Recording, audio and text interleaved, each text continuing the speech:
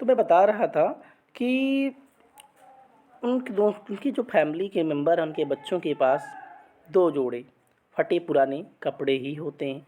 उनके लिए नए कपड़े तभी खरीदे जाते हैं जब पुराने कपड़े पहनने योग्य नहीं रह जाते। ठीक है, एकदम से जब फट जाते हैं कि अब इनको पहना नहीं जा सकता, तभी उनके लिए नए कपड़े खरीदे जाते हैं। जूते पहनना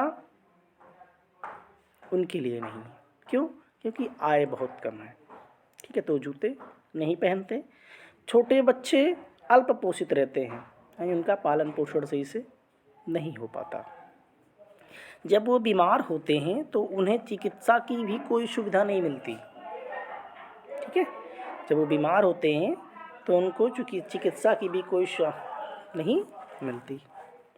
ठीक, ये तो था शहरी क्षेत्र में निवास करने वाले जीवन। अब बात करते हैं ग्रामीण क्षेत्र में निर्धनता का क्या प्रभाव है। देखिए, एक लखा सिंह है, उत्तर प्रदेश के मेरठ के पास एक गांव में रहने वाले हैं। ठीक है, एक गांव में रहते हैं।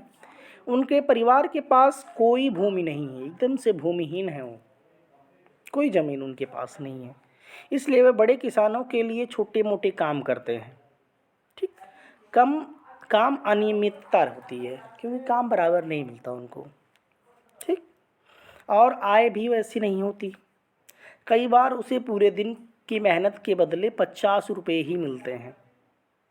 लेकिन प्रायः खेतों में पूरे दिन मेहनत करने के बाद उसे वस्तु के रूप में कुछ किलोग्राम गेहूँ, चावल या थोड़ी सी सब्जी मिल जाती है काम के बदले में। 8 सदस्यों का परिवार हमेशा 2 वक्त का भोजन भी नहीं जुटा पाता। 8 सदस्य हैं उनके परिवार में।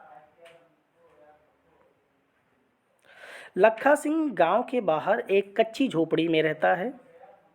परिवार की महिलाएं पूरा दिन खेतों में चारा काटने और खेतों से जलाने की लकड़ियां बीनने में ही गुजार देती हैं।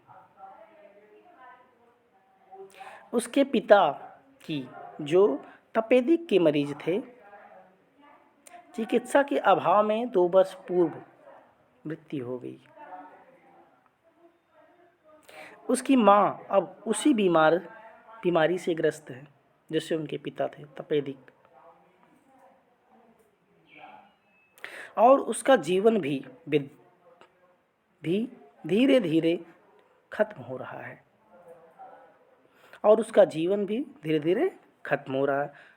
गांव में एक प्राथमिक विद्यालय है।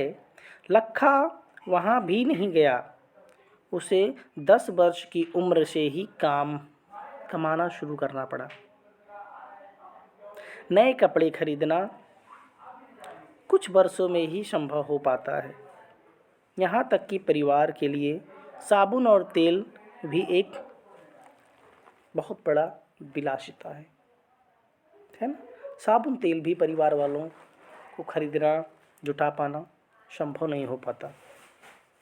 तो ये शहरी क्षेत्र की निर्धनता और ग्रामीण क्षेत्रीय निर्धनता पे आधारित 2 कहानियाँ थीं। आप इस दोनों कहानियों से आपको निर्धनता में किस प्रकार दिखता है, इसे आप हमें कमेंट्स करके बताएंगे। आज हम आपको यहीं तक पढ़ाएंगे, बाकी आगे की चीज़ें हम आपको अगले वीडियो में सेंड करेंगे अगले दिन। आज यहीं तक। थैंक यू, धन्यवाद।